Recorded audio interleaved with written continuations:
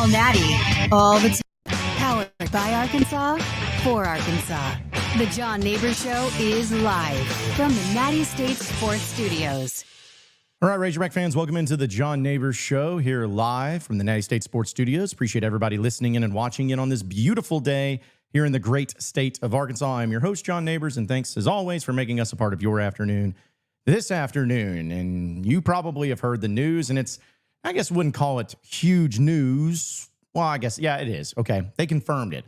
Razorback Basketball is going to be playing Michigan.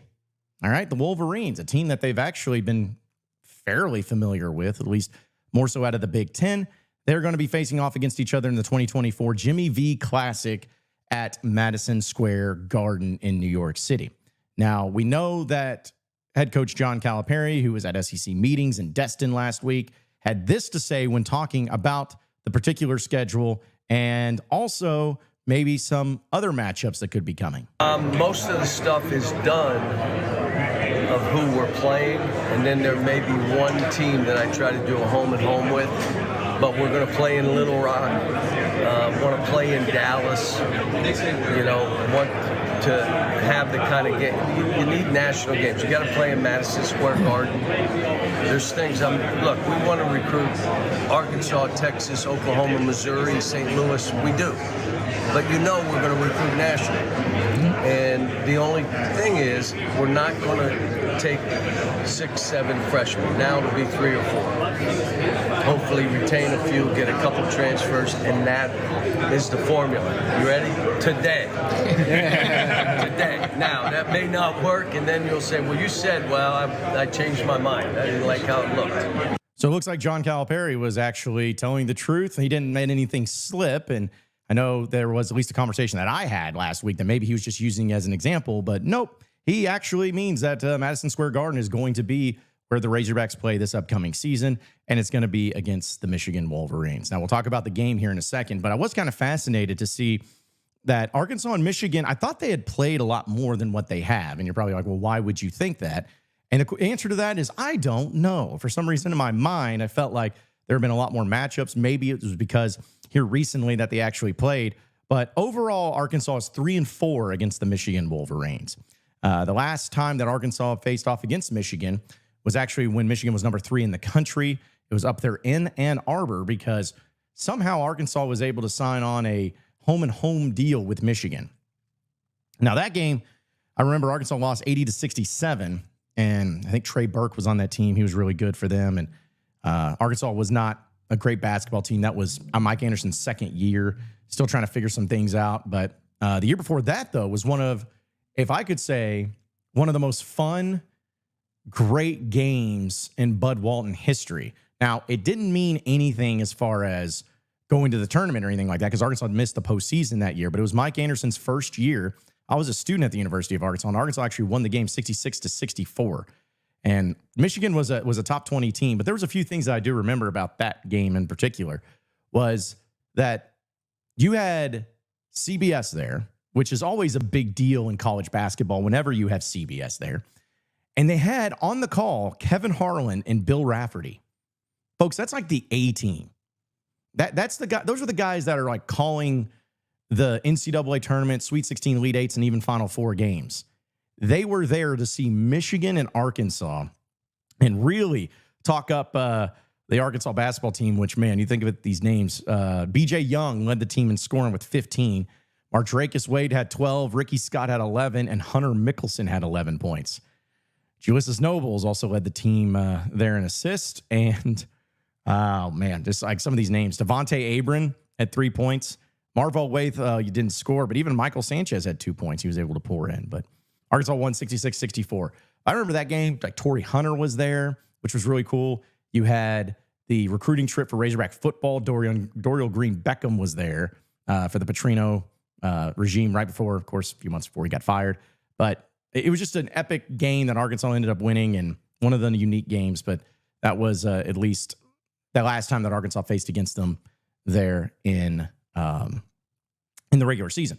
Now, also, the other games, Arkansas lost to Michigan, ironically enough, in the NIT semifinals back in 1997 in New York, Madison Square Garden. So think that's pretty of a fascinating deal where Arkansas got smoked 77-62. And that was also during a time where Arkansas basketball was coming off of a national championship and a runner-up and trying to figure some things out. I guess that was probably the year with Kareem Reed, Pat Bradley, and everybody that was part of that. Derek Hood was another one. Yeah. Kareem Reed had 19. Pat Bradley had 10. Derek Hood had 9. And Maurice Taylor, Jared Ward, Lewis Bullock, and Brandon Hughes were all big-time players for Michigan that year. And before that, Arkansas actually won, which I thought was one of the coolest matchups and maybe the most memorable. Arkansas beat Michigan back in the year of the national championship run in the 1994 NCAA tournament in the Elite Eight against the Fab Four. It was not the Fab Five because Chris Webber left to go to the NBA, but it was the Fab Four, but Arkansas took care of business and beat them there in Dallas. And then after that, it was in the 80s where Michigan and Arkansas faced off against each other in 1981. Michigan was number 18 in the country. Arkansas won 83-72. And then in 1980, they faced off against each other in Ann Arbor, and Michigan won 78-65. And then back in the 60s, Michigan won 82-72 in 1966. But either way, it's all according to Hogs stats. So there's a little bit of the history between these two opponents. But let's kind of get into the present, though. The present of what this game will mean. This is the Calipari factor, okay? We have talked about it a lot on this show, and I know the guys on Pod at the Palace with Curtis and Scotty, they have talked about it. The Cal effect is a real thing. Whenever John Calipari was hired, I think everybody understood what that meant. It meant more than just getting a great Hall of Fame national championship winning coach. It meant that all the fun things, the elite things were going to come along with it. And that includes scheduling. Whenever you have John Calipari on the staff and he's being a coach and he's one of the head coaches, you're going to have a lot of people wanting to play you. You're going to have a target on your back. And because of that fact, they know they're going to bring in ratings. It's going to bring in eyeballs. So Arkansas is going to be one of those programs, which already were to an extent, but this is a next level thing. Because I'm going to be perfectly honest with you folks. Arkansas does not get this invite to this game, to this matchup, if it's not for John Calipari. If Eric Musselman was still the coach, Arkansas would not be invited to play in this game. That's a fact. You know, there's a difference between going to San Diego and playing against Purdue and playing Michigan up in Madison Square Garden. A huge difference. So that's just the Cal effect. And I'll be curious to see if there's any other events or any other games that's going to be transpiring with Arkansas in this non-conference slate. But it was not a good year for Michigan or Arkansas last year. Michigan was 8-24 last year. They went 3-17 in the Big Ten, and you can find all of this on nattystatesports.com. But the fact that they were finishing dead last in the Big Ten, and Juwan Howard, speaking of the Fab Five, was head coach, he got let go. So both programs, Arkansas and Michigan, have new head coaches. This is where it gets so interesting. Not only do you have Calipari at Arkansas, but you have Dusty May at Michigan, who is also the FAU coach, who, yes, coached John L. Davis, who happens to be on Arkansas. So crazy kind of connections there. But the fact that it is going to be at the Mecca and the Big Apple is going to really bring in a lot of people and a lot of attention to it. It's going to be on December 10th, which will be interesting to see that too, because for me at least, I got kind of tired of every single big event that Arkansas basketball played in being on Thanksgiving, during Thanksgiving, or even the Thanksgiving weekend. Like that time it was up in Kansas City, that was better because I actually had some friends up there and it was on a Monday and a Tuesday, so then I could drive back down to Fayetteville, and there it was. Like, that was fine. But thinking about the Bahamas, that was during Thanksgiving. The Maui Invitational was always during Thanksgiving.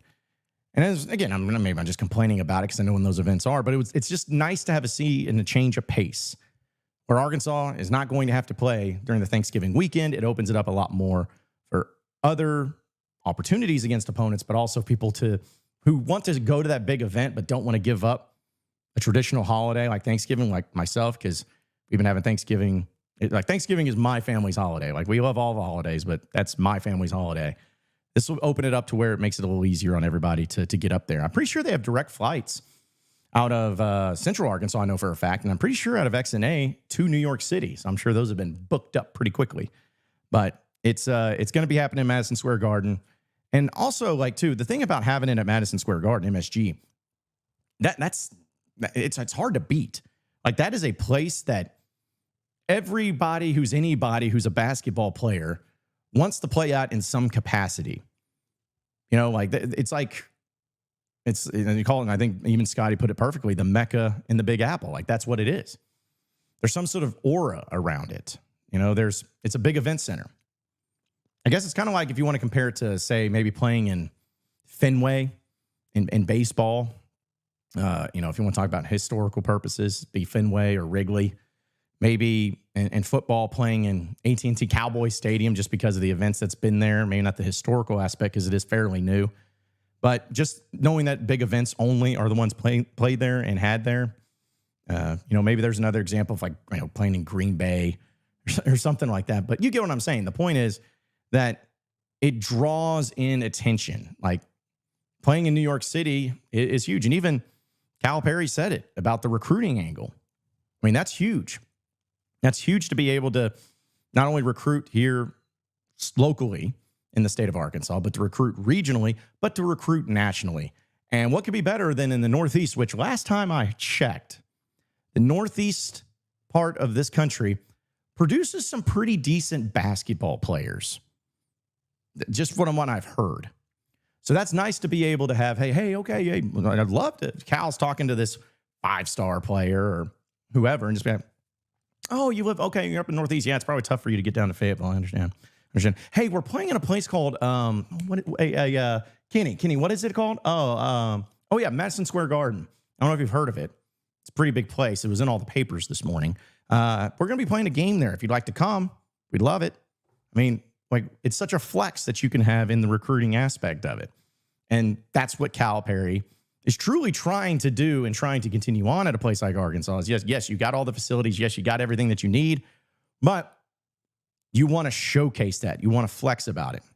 And we'll talk more about that flexing here in a little bit and how Arkansas can continue to have great things from it. But I got to tell you about our friends over at Signature Bank. We know that here in this community, in the state of Arkansas, in the Natty state, there are so many things that are very important to us, but there are very few things that are more important than our livelihoods. Not only providing for ourselves, but providing for our families. And that's why Signature Bank is the official bank of Natty State Sports. Whenever you go in there, you are treated exactly how you want to be treated as an individual, even if it's not just individual banking, business, and doing banking with them too. They're always going to treat you right. They're just the right size. They're not too small where they don't have the amenities to be able to help you out, but they're not too big to where you just feel like you're a forgotten person in the community and nobody really cares about your banking. They do it all, and they're based right here in the state of Arkansas. They've grown here in Fayetteville, and they have locations conveniently located. So you got to check them out today, or you can visit their website at www.signature.bank. That's signature.bank, and you can see exactly why we have chosen Signature Bank to be the official bank of Natty State Sports. Okay, so talking about the flexing, you know, if we want to look at it that way. That's what this day and age is really all about when it comes to sports, and especially in college recruiting. Flexing. You may roll your eyes at it. You may think it's dumb. You may be somebody that sits here and, you know, they need to be understanding that it's all about the game, and they need to respect the game of basketball and understand putting the ball in the hoop and running a pick and roll, the pick a fence at them. Like, yeah, but the thing is it's always been about recruiting. And I don't care what anybody says. Recruiting, has it changed in the ways that recruiting's done? Absolutely. But has it changed in what it takes to get kids and to recruit? Has that element changed? No. Every single time as time has gone on, there has been some sort of thing that seemed to be the biggest deal to each and every recruit. All right? I remember a time when it was facilities. That's what you needed. You needed a facility. There was a time where not really many places had a big practice facility, but then suddenly, boom, every team in the SEC had a state-of-the-art facility or a Jumbotron. I remember when Arkansas had their Jumbotron put in Reynolds Razorback Stadium. I guess it was in 2001, I believe. And I remember looking up at it as a kid and my pants exploded. Now, at least I hope that was because of what I was watching and not because I just watched Arkansas lose to Tennessee again. Doesn't matter. But I looked up there and I was like, that is incredible. And I remember it being so like, it wasn't HD yet. So like the players, everything was like stretched out. because it was like a 16:9 ratio, but 4:3 fit. So everybody looked really fat and everything, but it was really funny. Anyways, I remember how big of a deal it was. And what did the U of A and what did everybody do? It was before social media. They flexed about it. Biggest TV, biggest Jumbotron in sports, biggest anywhere, whatever. They kept flexing about it. And why? Why would you do that? Of course, you're proud of it. Of course, it's a lot of money that was probably put into it. But you did it because you wanted to flex. You wanted to show off. And sometimes it was about facilities. Sometimes it was about the amount of people that went to games, the stadium capacity. Sometimes it was about traditions and the cool things before pregame and all. Like the list goes on and on. But nowadays, of course, NIL has played one of the biggest parts in it. But nowadays, you're also starting to see, okay, well, this though, what do you do to flex? What do you do to brag? What do you do to comment? Well, yeah, besides NIL, you do what John Calipari is doing at Arkansas right now. Oh, we're playing at Madison Square Garden. Yeah. That place where Bird played in and Magic played in and Michael Jordan played in, all those players that played in that same building. Yeah, that's where it's going to be. And all the other events that's taken place there, concerts that's taken place there, shows that have taken place there. Yeah, we're going to be playing there. And you don't think that doesn't stand out to players? You don't think that doesn't, whether it's a true freshman or a transfer portal guy or someone who's thinking about getting into the transfer portal later, like you don't think that does not play a factor into this? It absolutely does. I mean, you want to be as impressive as you can be when you're talking to these high-level talent kids. Because sometimes I don't think people truly understand how much is getting thrown at these top tier talents. I'm not trying to say you feel sorry for them. And I'm not saying that, you should be okay with it. I'm just being honest. Like not every kid is like a money grubbing jerk. Like sometimes I feel like people think that they're like, oh, they're high talent, they're high priced talent, but they don't really care. No, but that's just what the game is. And so they get flooded with anything and everything that they possibly can to try to get to go to their respective school. And they're having to compete against those other schools that can probably provide a lot or just as much of NIL or having great facilities or having great support or whatever. You got to stand out. You got to do some things that are differently. Because here's the thing. At the end of the day, yes, Arkansas has a lot of NIL that they are reportedly funding into the basketball program. That's great. That's one of the biggest factors, if not the biggest factor. But here's the thing, folks. You have other people, other schools that are also really good at NIL, right? You're right. So how do you beat those places out? If you got, I'm using this as an example, so nobody call the NCAA on me. But say if you have Kansas over here and Arkansas over here, and they're both going after the same player, and both of them have an inordinate amount of NIL, or say that they are able to offer the exact same amount and they can't go any higher. Exact same amount. What's going to stand out after that? Both great programs, both have great coaches, both are offering a lot of NIL. Well, what's going to stand out? Well, then you go into the finer details, the minor things, the things that you may not think about. Like, for instance, playing a basketball game in the Northeast at Madison Square Garden. Especially if the kid that you're recruiting is up there or in that area, that's going to stand out a little bit. And it's like, yeah, hey, I don't know if you knew this, but only 4 teams got invited to this deal. And we're one of them. The other 2 teams that happen to be Tennessee and Miami, it's going to be the second game, whatever, doesn't matter. We're the highlight. We're the showcase. We're going to be up there, and we're going to be at Madison Square Garden. That right there, my friends, that, folks, is a flex. Now, is that going to be the only difference that makes a player be like, I was thinking about both spots, but since you're playing at Madison Square Garden, well, I'm sold. That's all it takes. Probably not. But you're going to take every advantage that you possibly can, whether it's the location of the games, whether it's how often you play in certain areas, whether it's the television. I think that's also a big thing that maybe doesn't get talked about enough because we are spoiled this day and age about having each and every game and access on TV. But I'm telling you right now, the TV schedule has not come out for Razorback basketball this upcoming season because the schedule itself fully has not come out. But I'm telling you right now, I would be hard-pressed to think that Arkansas has many or any games on SEC Network Plus in basketball. Like, I'm just being honest. I think Arkansas's red-white game or Midnight Madness, whatever you want to call it, that's going to be on TV. That's going to be on the SEC Network at least. All right? I think if they're going off against other opponents like Alcorn State or Vermont or, throw in anybody, a Bud Walton, that game's going to be on TV. It'd be hard to say every single one, but they're going to go, like when the SEC or ESPN or whoever's involved, when they're going down the list of deciding who they're going to play, there's a few teams that they're going to look at, okay, well, who are they playing this week? And we can decide if we want to play it. And Arkansas is going to be one of those teams that is at the top of the list. You're going to be like, okay, well, I see Kansas is at this network, and then here's this. Okay, what about Arkansas? Where are they at? Oh, okay, so yeah, let's go ahead and put them right there on ESPN too. Like, that's what's going to happen. And television draws the views, draws the eyeballs. It's what kids are watching, players are watching.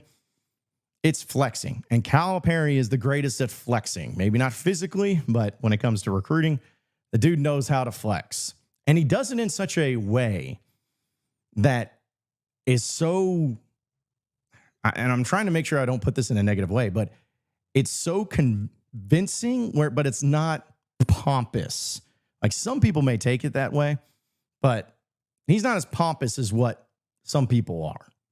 Some people think that it's just like, oh, he's one of the most pompous things. He's actually not.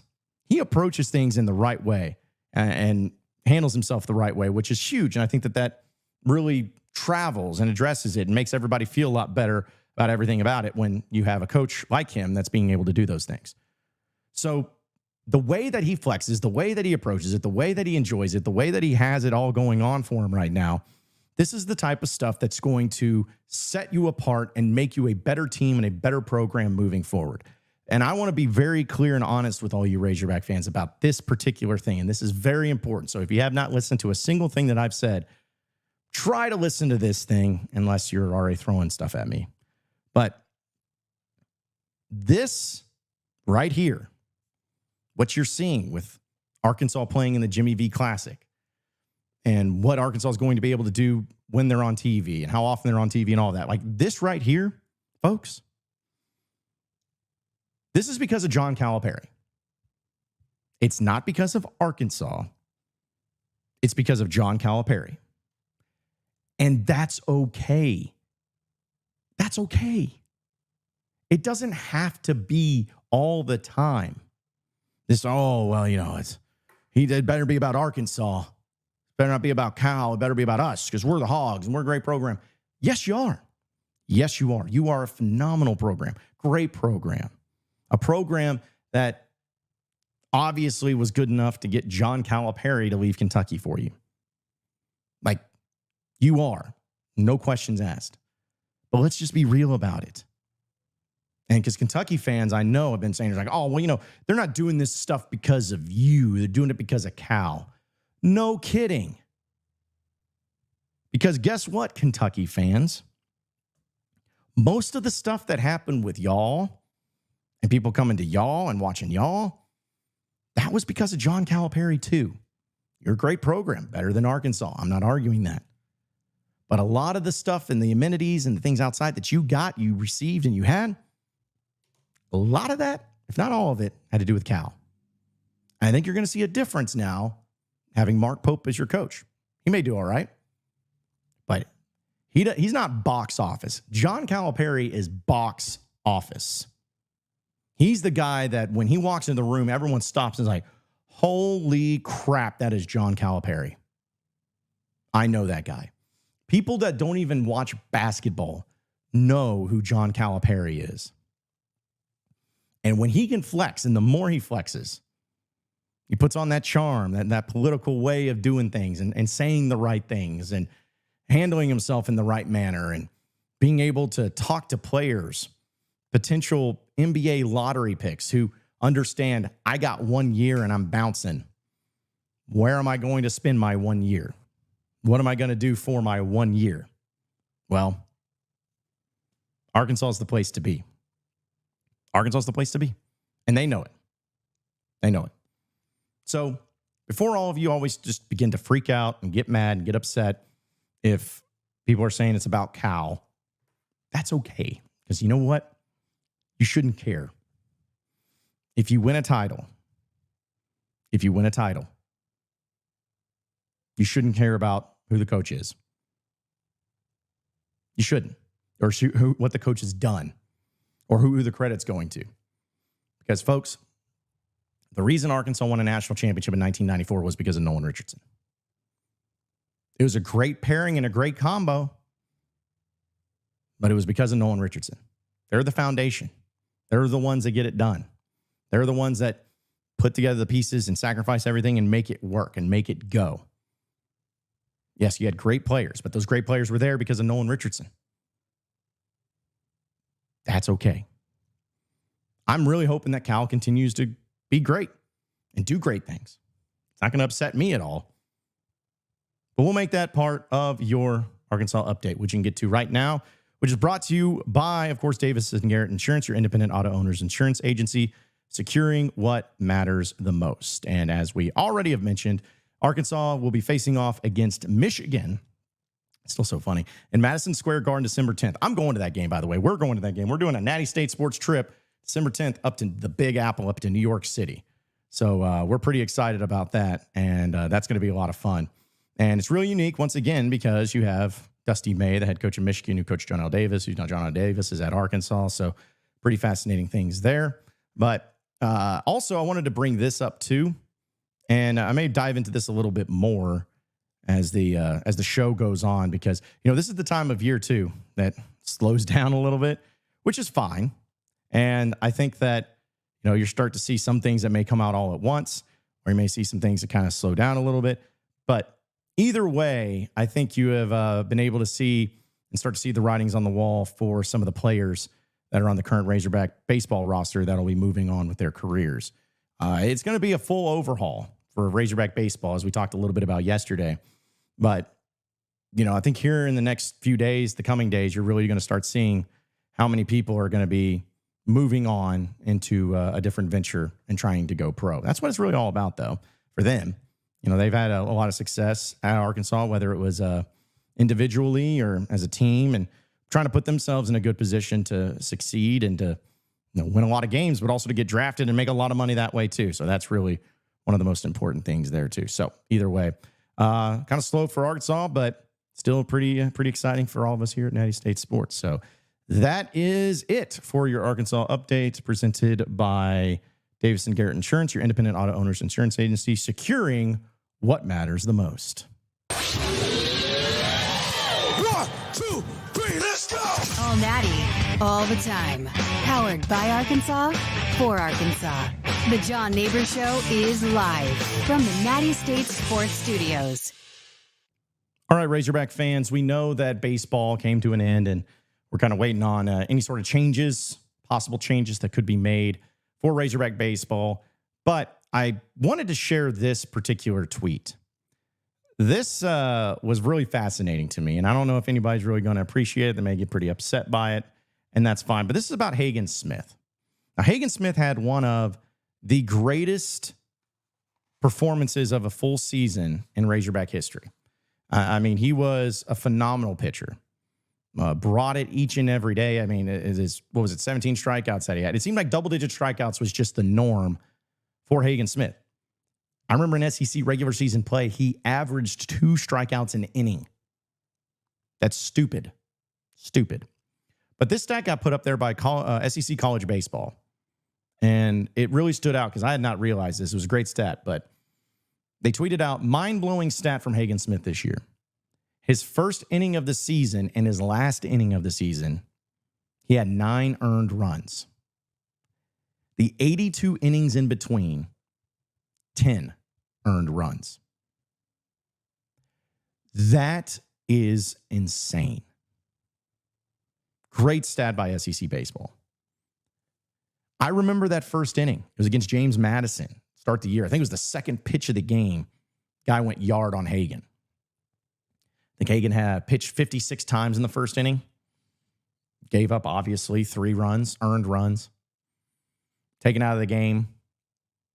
And I wouldn't say that everyone was like panicking or freaking out or anything, but everyone was like, oh, man. Yep, not sure about that one. Not sure about that one. In fact, I was actually in the Signature Bank suite when that happened in the first game. And I was just like, oh, boy. Let's hope that's not a sign for the season to come. Maybe some of you will take it. But either way, I wasn't worried about Hagen, but it was certainly like, oh, man, he's got to do better than this. He's got to do better than this. Well, then the very next outing that he had was his 17 strikeout performance against Oregon State in Arlington. Still, like, it's one of those things that we see a lot of crazy things in sports.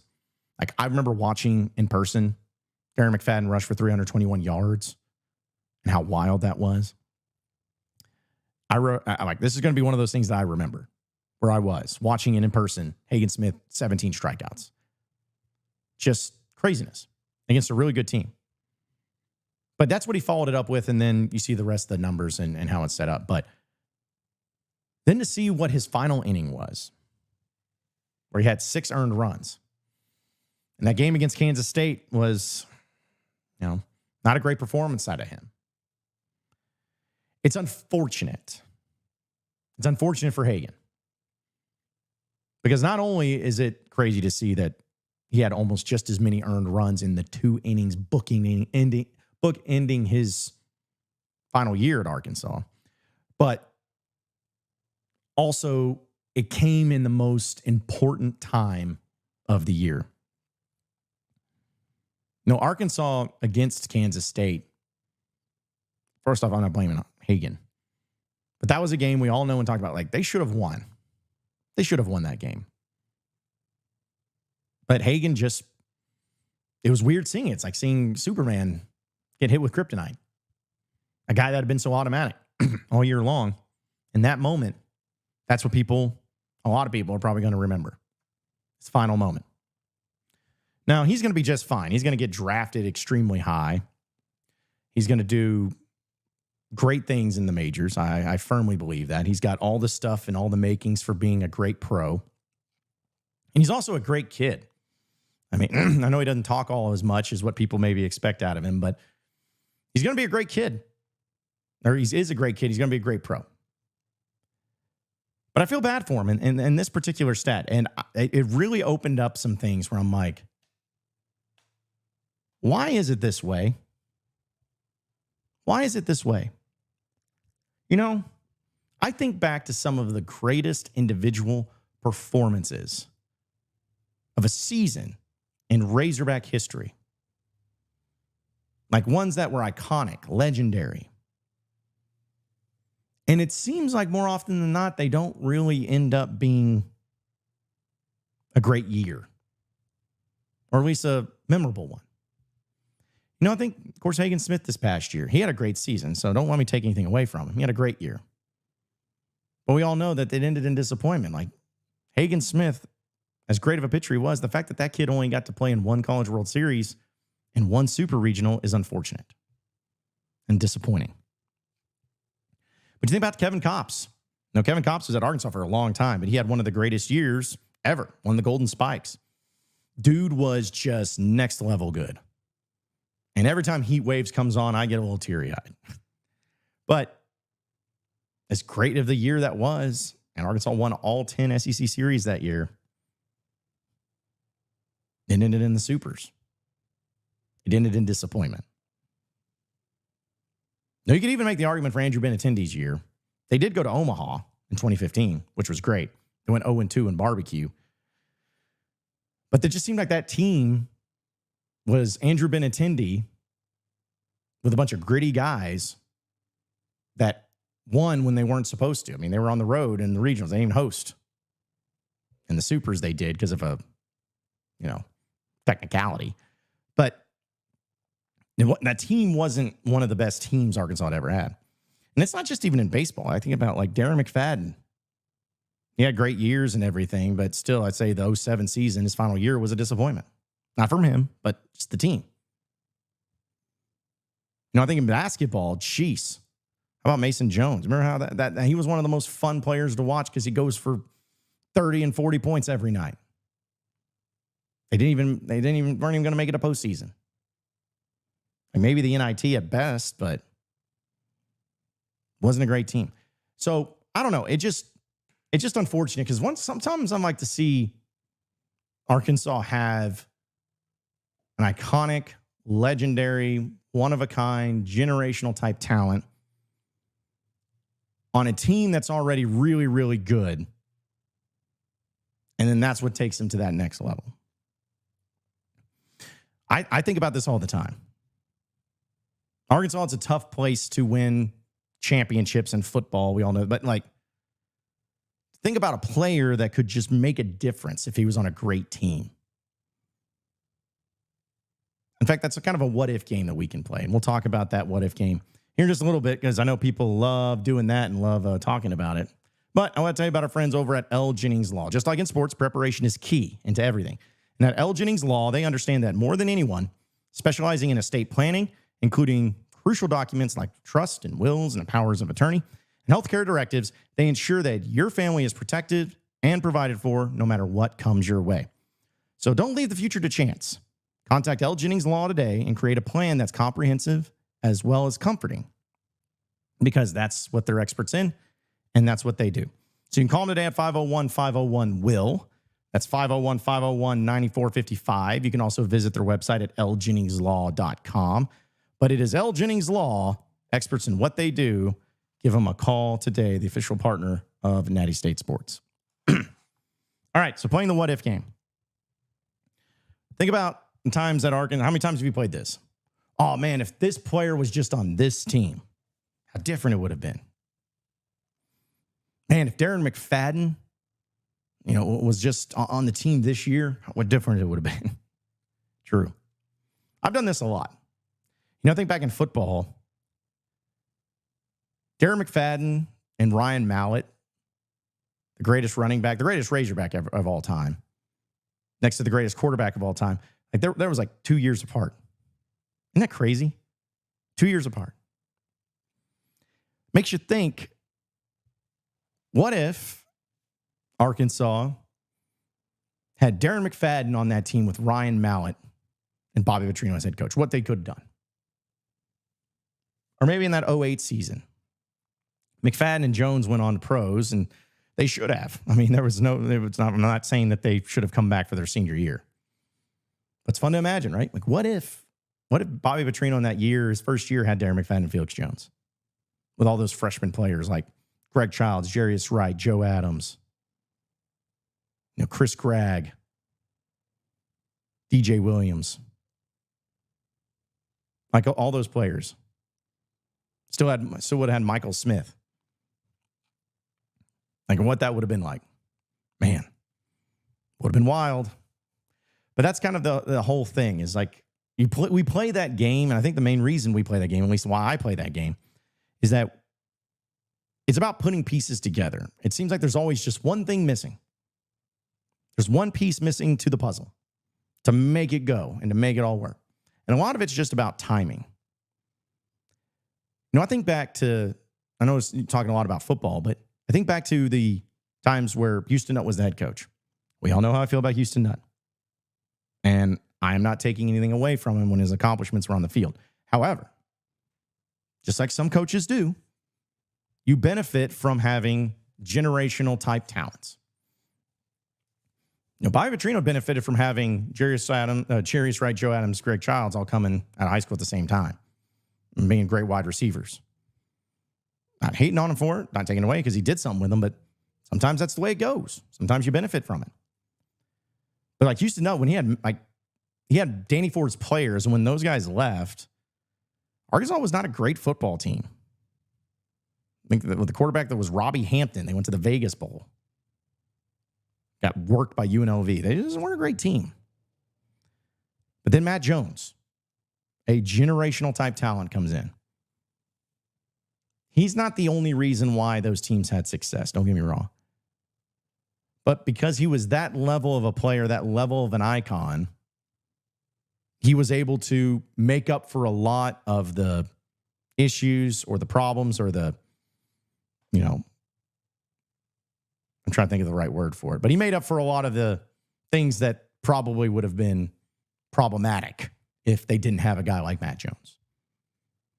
Like the fact that guy went and played in a 7 overtime game, a 6 overtime game, and a 7 overtime game in back-to-back-to-back years during the old rules of college football overtime No one talks about that enough. That is so absurd. Like, they had Texas A&M and LSU playing a 7 overtime game a few years ago, which is what made them change the rules. But I'm like, are you kidding me? It's like Matt Jones and Arkansas played in 3 of those things. Like, the odds of getting one of those games is insane. But to have it, all 3 of them happen to one team in 3 straight years is wild. But I've always felt like the reason Arkansas won 2 of those 3, at least, is because of Matt Jones. You couldn't scout him. He was such good at improvising. He was so fast, so athletic. Nobody knew what to do. But it just felt like there were times where it's like, man, he just kind of maybe wasn't on the, like, what could have happened those years if he just would have had something that would have gotten him to a championship.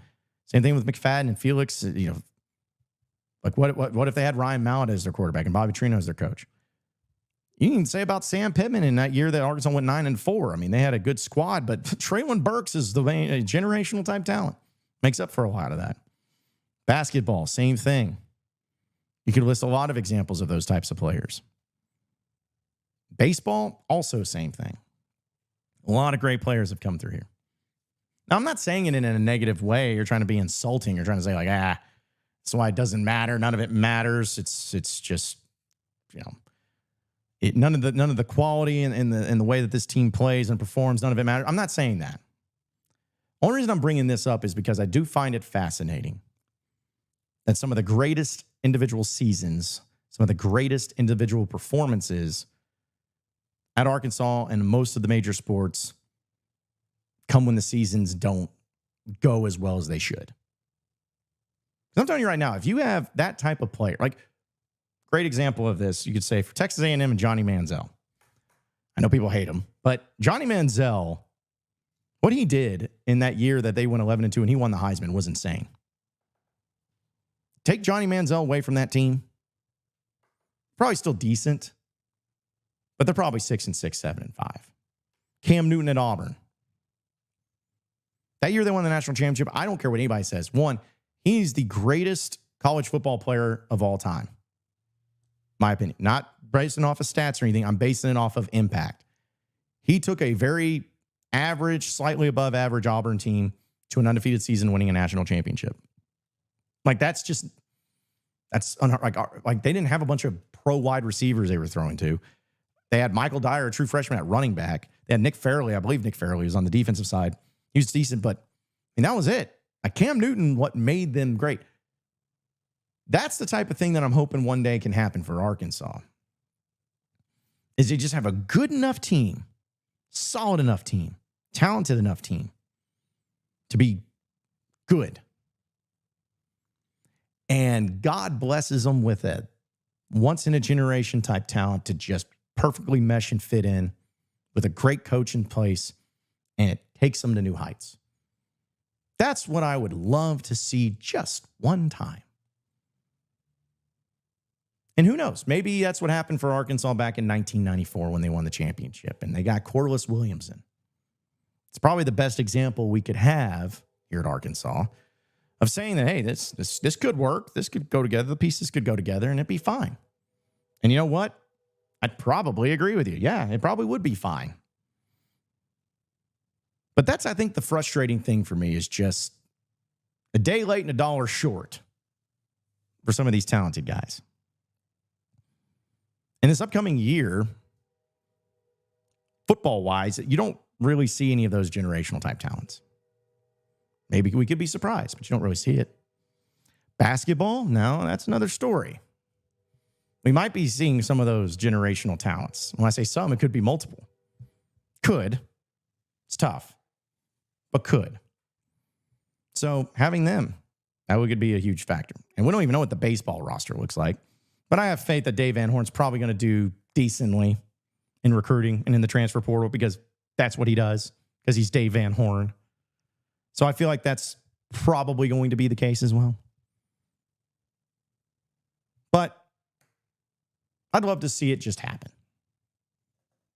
And that's why I think it's always stood out to me, too, of like the unique players of that next level caliber talent of the Matt Joneses, the Darren McFaddens, the Andrew Benintendis, the Kevin Kopps, the Hagen Smiths.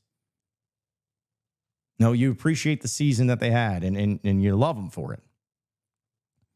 But it's not their fault only that the teams fall short. That's also the main thing, too, you got to understand. It's not just their fault. It's like, oh, well, Hagen Smith had a bad outing in his final game as a Razorback. Therefore, it's his fault they didn't make the Supers. No. When you hit 13 times in a game, you probably need to score more than, what was it, end up being 6 runs? 5 runs, 6 runs? Probably need to do that. So I want to make sure that that's clear, that I'm not saying things or hating on anybody for doing what they've been doing as a player. But I hope somehow, some way, that Razorback fans can enjoy what they saw from Hagen Smith this year and remember the good things about Hagen Smith, because that's something that will always travel. I could go back and look at Matt Jones, who was my childhood hero.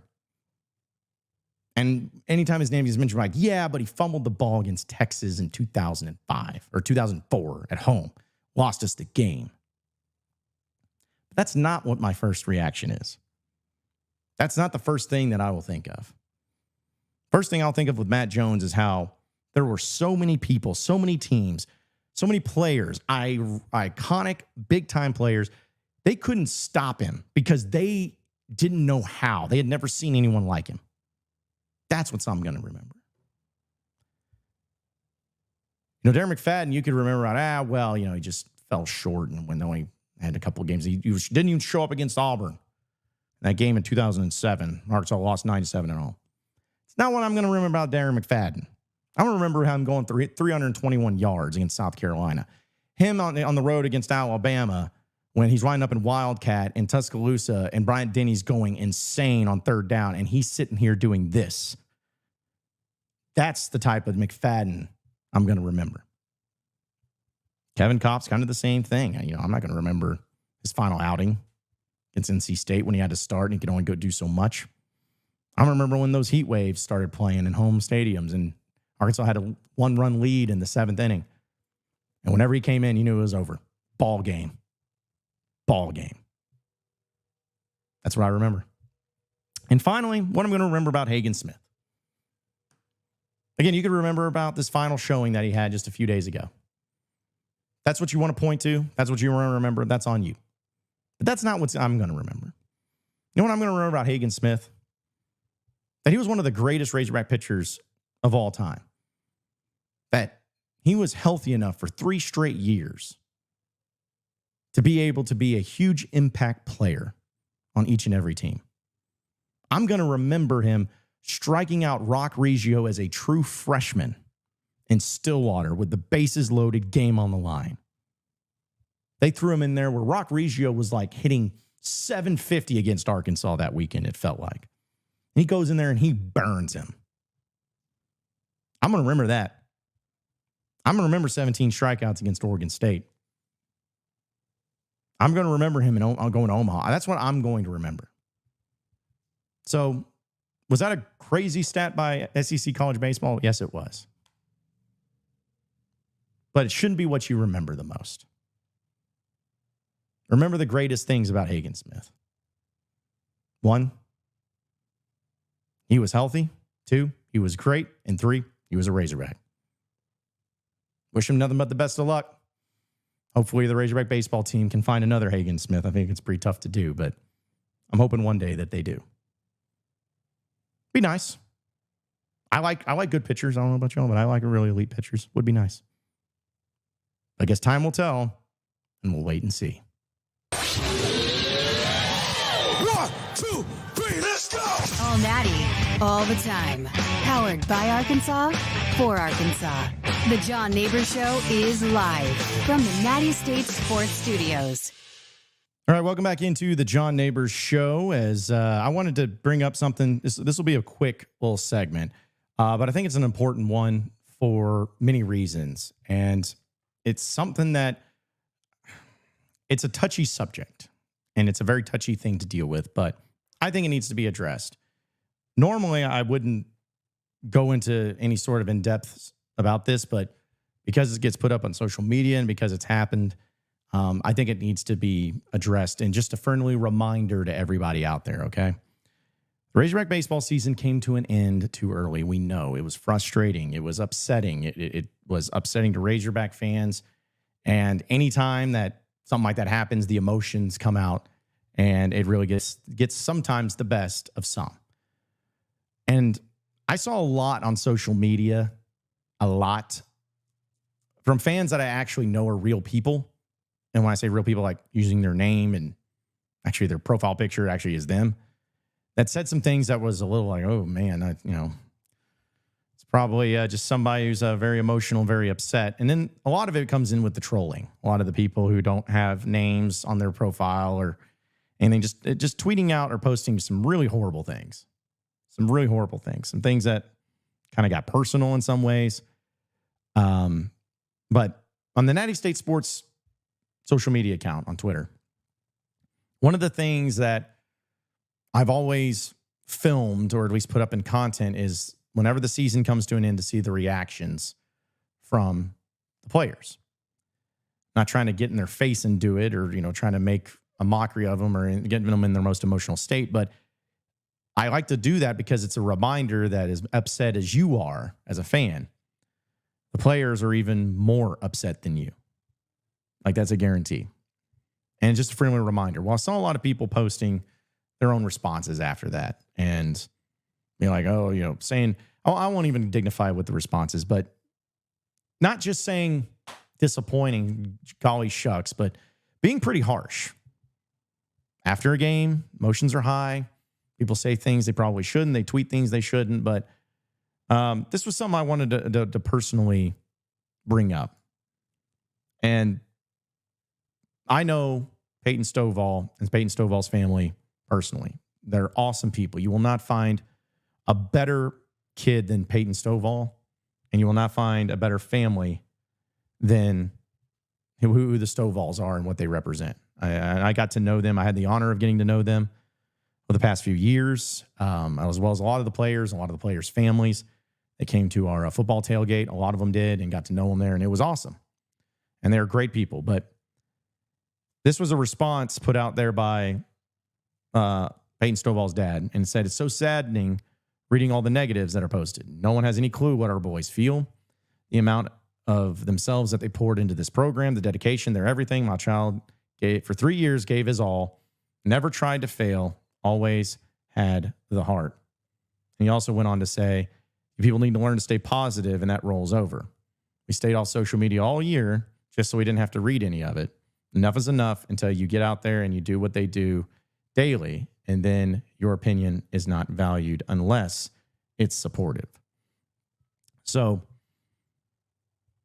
you read that, and I saw that, and that was in response to our tweet that we had about the video. And I would say that after I retweeted it, because I wanted everyone to see it, people, of course, came to the support of, the baseball team into the Stovall family and everything. But there was a lot more than just that. And I'm not going to go into names and everything. The only reason I did for Matt is because he tweeted it out, and so it was public. But I had players' parents talk to me about things and about things that they saw, things that were said about their kids, not only there in Baum, but also on social media. And some of them, I've known them, and I've known them for a while and everything. And it was disheartening. Now, full disclosure here. I'm not saying that you can't voice frustrations, because you're a fan. You're going to. And of course, parents, family members are going to be extra sensitive to it because it's their kid. Like, that's a fact. But both things can be right at the same time. You can have fans that are over the top, ridiculously overcritical, mean-spirited, pissed off, over-emotional, and saying and tweeting things that they shouldn't, while also crossing the line of what some of these parents have to see and have to deal with, knowing that their kid is getting talked about personally, having things said about them, and knowing what their kid went through and how devastated they were, and knowing that there's people out there that feel that way. It's a very touchy thing, and it's a very tough thing to navigate through. It really is. And I'm not saying that every single thing that a fan says that a parent of a player hears is off limits, and you should just, anytime the parents are around, you just have to make sure you keep your mouth shut and just be ultra positive or anything like that. I'm not saying that. But you got to keep that in perspective of knowing that this is their kid. And if it was your kid, you'd be the same way as they would. If you heard some of the things that was being said that was directed at your kid, or if you read some of the tweets, some of the things that were being tweeted, it was directed at your kid, how would that make you feel? How upsetting would that make you? I guarantee you it would. All I'm asking, and I'm not trying to be the police on how to express your frustrations. I am just saying all of this just as a friendly reminder to all of you folks. Remember, whenever you say things and when you tweet things, it's like people are going to see it. And it's very cowardly to do it behind an anonymous Twitter account as it is. But when you cross lines and you get personal and everything like that, you got to remember that these are still just kids. These are guys that don't even have full scholarships. And don't give me the NIL crap, because a lot of these players don't get any NIL, if any. They're just playing to play because they love the game, and they gave it their all. So just for the future, remember that. And to keep that into consideration. I was devastated. I was pissed off. I was frustrated. I was even critical of certain players and critical of certain times and certain decisions and everything. It's okay to be critical. But just remember that this is something to where these kids aren't just showing up like one and dones and I'm out of here. They're not showing up because they got paid millions of dollars in NIL. They're doing it because they love the game. They stick around and they play the game, and they chose Arkansas and they want to play for Dave Van Horn. And they literally put in everything that they possibly could. You think that they wanted to fall short in the regionals? You think that that's what they wanted? If you want to direct frustrations, go to the coaches. You want to be pissed off about something? Criticize Dave Van Horn. Criticize Nate Thompson. Criticize Matt Hobbs. Criticize that. Go after that. But don't make it personal against the players. So I feel for the families. I couldn't imagine what that's like. I even tweeted it out. I'm like, Razorback fans, or just fans in general, it's like that really, really hot bipolar girlfriend that you dated and yet you had, where when things are good, there's nothing better. Everything's great. Everything's amazing. The food tastes better. The trips are, you're laughing, you're cutting up, you're having a great old time.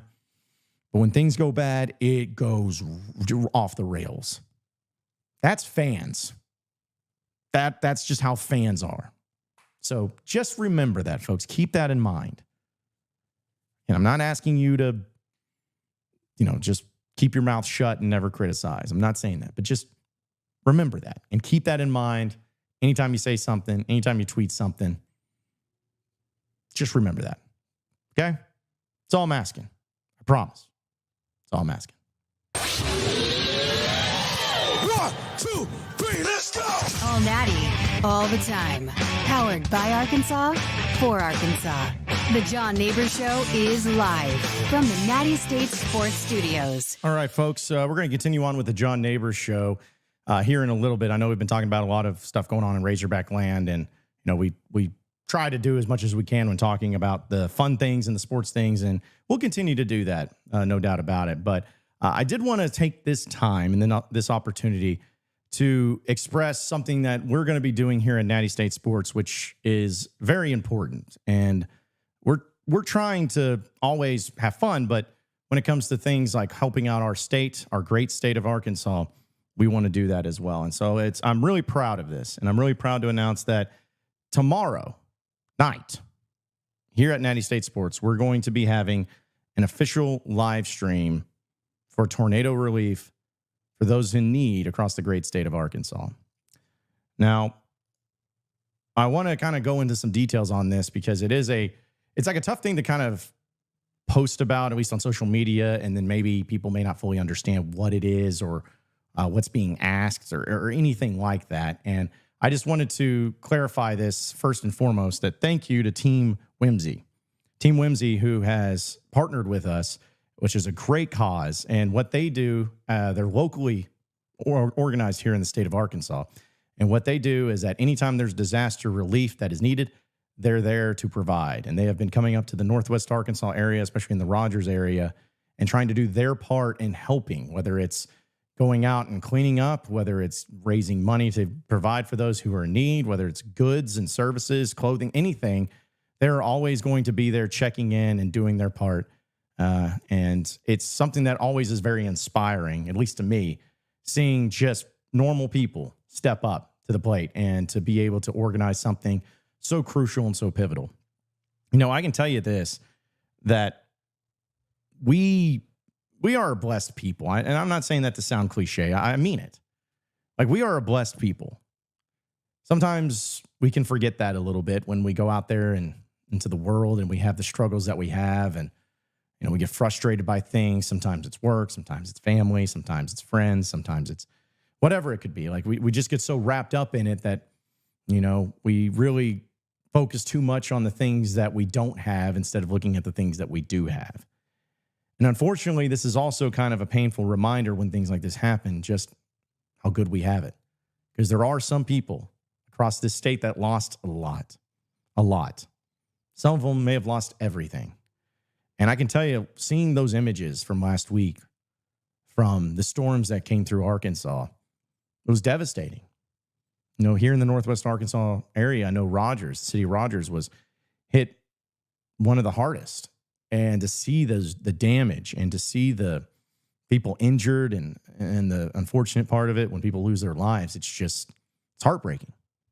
You know, things happen all over the world, but whenever it hits closer to home, it just impacts you a little bit differently. And so us here at Natty State Sports, we want to do our part. We want to do our part to help. And a lot of cases, it's easier to be said than actually to do.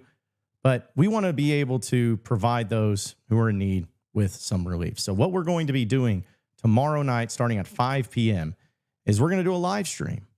A live stream to be able to provide, whether it's donations in money or clothing or food or volunteer work, whatever. All those things that are needed. And we're partnering with Team Whimsy to do it. We're going to stream it to be able to bring awareness to it and get help from everyone, not just from people who are in the state of Arkansas, but across the world who we are blessed to have watch us and read us and be a part of Natty State Sports. That's what we're going to be doing. And we're going to have details and all that. We'll have a QR code on the screen at all times during the live stream, to which you can just click on it with your phone and it'll take you right to where teamwhimsy.com is organized. And I can tell you this, by just talking a little bit with the people involved there, I want to make this extremely clear. And I know they do as well. So let's make sure we say this part of it. 100% of all proceeds, all donations, go to disaster relief here in the state of Arkansas. There's no cut. There's no like, oh, most of it. No. 100% of all proceeds are given to the disaster relief of Arkansans. So I want to make sure that everyone understands that, because there are times where people try to take advantage of others, and we are not about that. You know why? Because we're Natty State. And I know that with what we do here, and again, trying to have some fun and try to talk sports and try to be a lot more casual, there's always a lot more important things that go on in the world. But one of the things that I tell people all the time when they ask me about why I started Natty State, but also why I named it Natty State Sports, I tell them straight up, and I've said this, I know, many times on my show too, It's because of being the natural state, the natty state. It's Arkansas. I don't want to do anything that is outside of here. I don't want to cater to people that aren't wanting to be a part of this great community that is the state of Arkansas. Like, Arkansas gets a bad rap. We all know that. I mean, we don't have to sit here and go through all the times that Arkansas has gotten disrespected. I mean, people see stats, they've seen numbers like, oh, you're the worst in this, you're the worst in this. Ew, that place. Ew. People have never even been here. They've never even been to Arkansas. But I can tell you, as somebody, like, I'll be honest, and it's kind of weird to say it this way, but I was not born in Arkansas. I wasn't. I was born in Dallas, Texas. But I only lived in Dallas for like a year, maybe less than. I don't even remember it at all. But me and my family, we moved up to Arkansas there shortly after. And I haven't been anywhere else since. I grew up in Fayetteville, as you can tell from my Fayetteville Bulldog shirt. Go Dogs, Purple Rain, state champs, no big deal. But I grew up in Fayetteville. That was the only place I knew. K through 12 public schools, Butterfield Trail Elementary, McNair Middle School, Woodland Junior High, Fayetteville High School. Went there for all 12 years. I went to the University of Arkansas, 7.5 years in college, going and having some fun with that. Like, this is where I'm at. And I remember when I was growing up in that particular situation, not really exploring much of the state.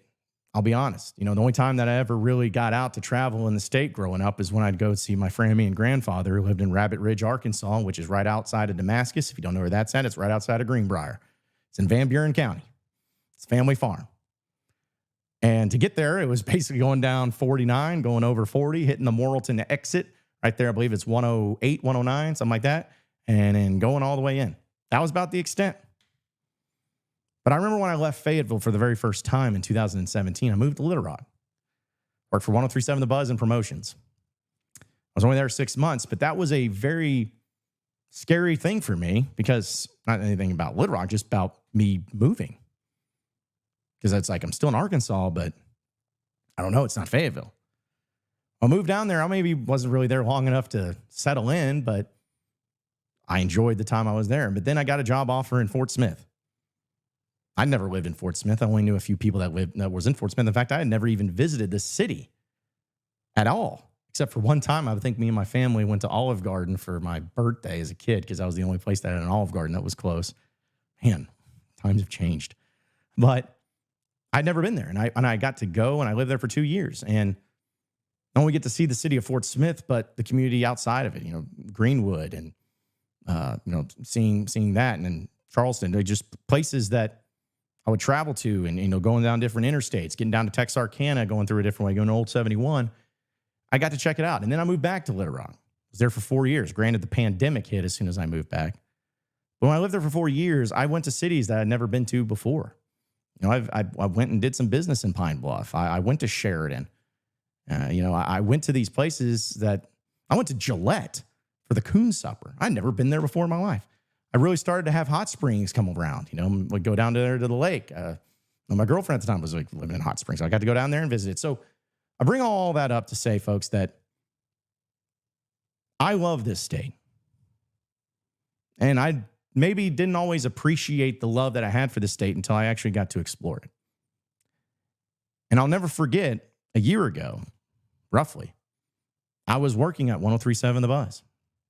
And we were doing a live show at Gwatney Chevrolet in Jacksonville.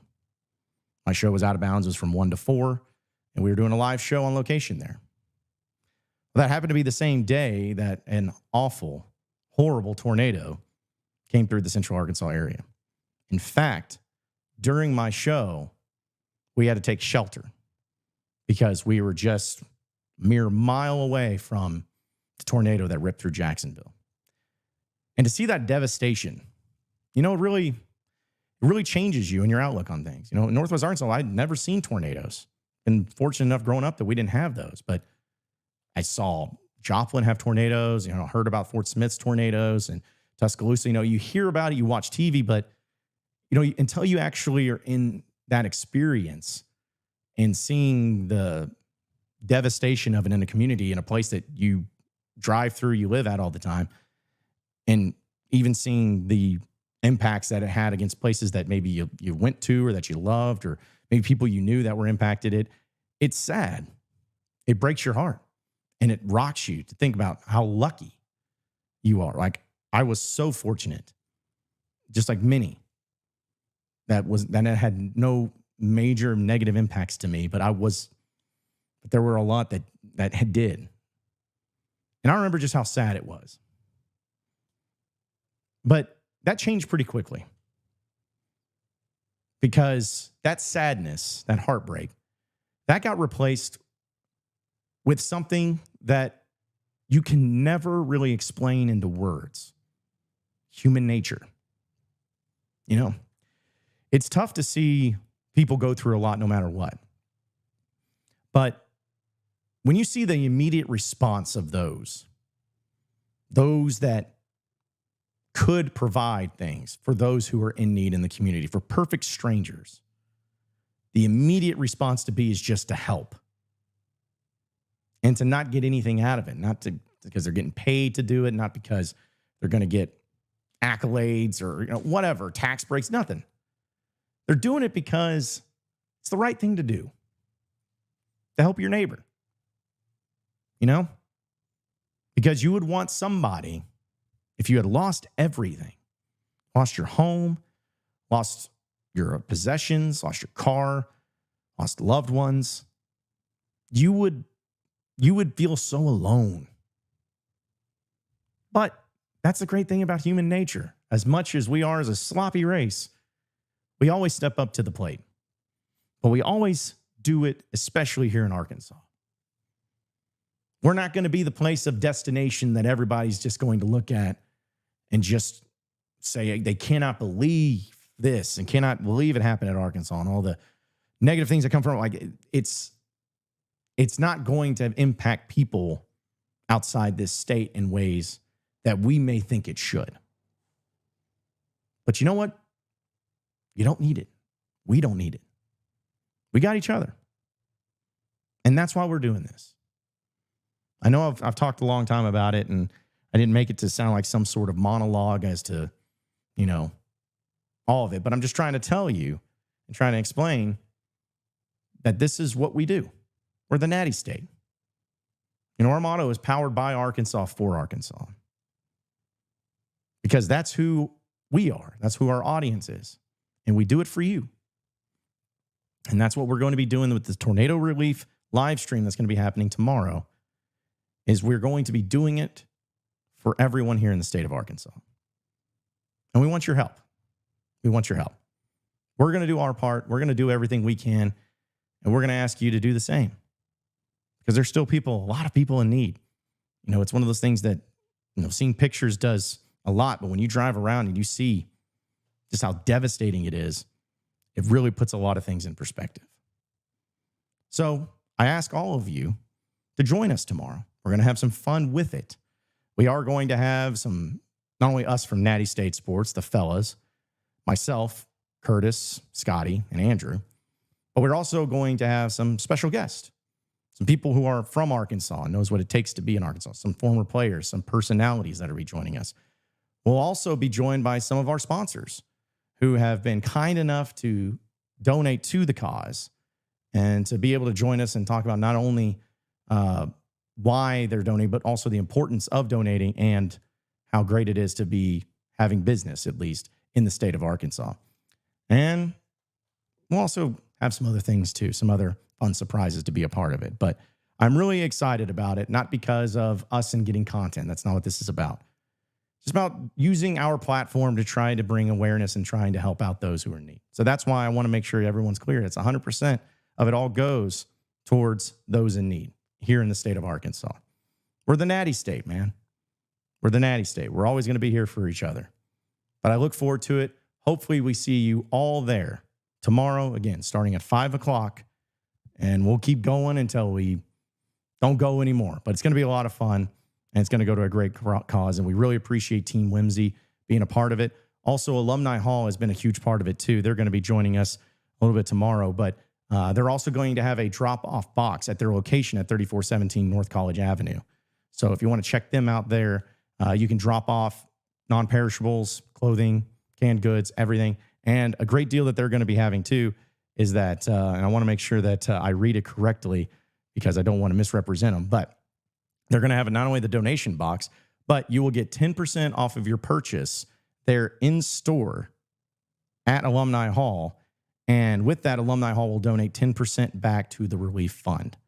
So for every purchase that you make there at Alumni Hall, that 10% off will be going back to the Relief Fund with Team Whimsy for helping those out in the state of Arkansas. But yeah, we really appreciate them partnering with us, Team Whimsy partnering with us, and all of your support. And everybody out there, just know that Natty State Sports is with you all the way. And if there's ever anything that we can do to help, we'll always be here to help. But appreciate you, appreciate everybody. Can't wait for tomorrow. It's going to be a great live stream. We hope to see you there. Hey, it's all Natty all the time, powered by Arkansas for Arkansas. We're the Natty State. We'll see you there.